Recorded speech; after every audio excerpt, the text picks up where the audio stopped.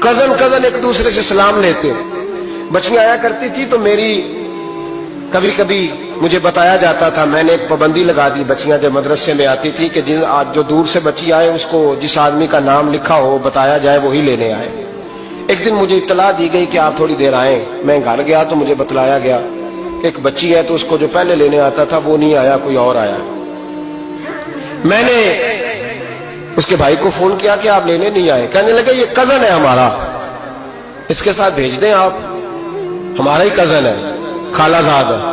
میں نے کہا یار آپ کہاں ہو؟ کہنے لگے مجھے 20-25 منٹ لگ جائیں گے. تو میں نے کہا ابھی کلاسیں بھی جاری ہیں تو آپ ہی آ جانا خود ہی. کہنے لگا سب آپ بھیج دیں، مجھے اعتبار ہے اس پہ.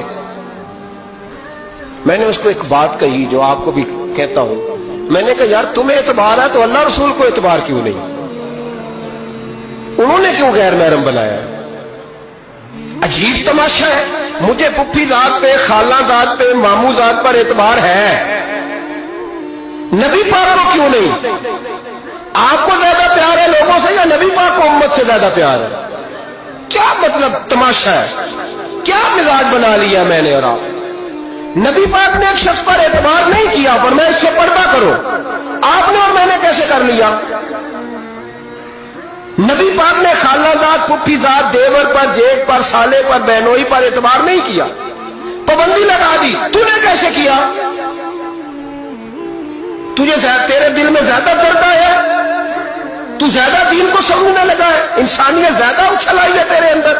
اعتبار کیا ہوتا ہے؟ یاد رکھنا دنیا میں جتنے گھر تباہ ہوئے ان لوگوں کی وجہ سے نہیں ہوئے جن پر اعتبار نہیں تھا، ان کی وجہ سے ہوئے جن پر اعتبار تھا.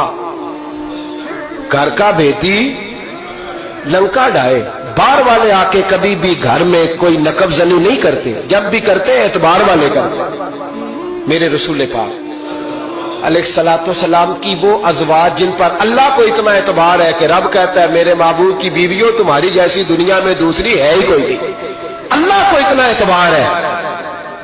لیکن ایک نابینا صحابی آئے تو حضور کی 2 ازواج بیٹھی تھی تو نبی پاک نے فرمایا پردہ کرو. یا رسول اللہ وہ تو نابینا ہے. فرمایا تمہیں تو نظر آ رہا ہے نا، تمہاری آنکھیں تو کھلی ہوئی ہیں. حضور کو اعتبار نہیں تھا. بس کر دیں. سب سے بڑا ظالم وہ ہے جو کہتا ہے مجھے بیٹی پہ اعتبار ہے. وہ ظالم ہے، وہ اپنی بیٹی کے ساتھ ظلم کر رہا ہے. جو کہتا ہے مجھے اعتبار ہے، کالج جا رہی ہے، یونیورسٹی جا رہی ہے، اکیلے آ جا رہی ہے، مجھے اعتبار ہے. یہ ظلم کر رہا ہے بچی کے ساتھ. وہ تو بچی ہے، اس کا تو ذہن کمزور ہے. ہو سکتا ہے صاف دل ہو لیکن سامنے جو شیطان چوکوں میں گلیوں میں دائیں بائیں گھوم رہے ہیں وہ تو صاف دل نہیں ہے نا، وہ تو معصوم طبع نہیں ہے نا.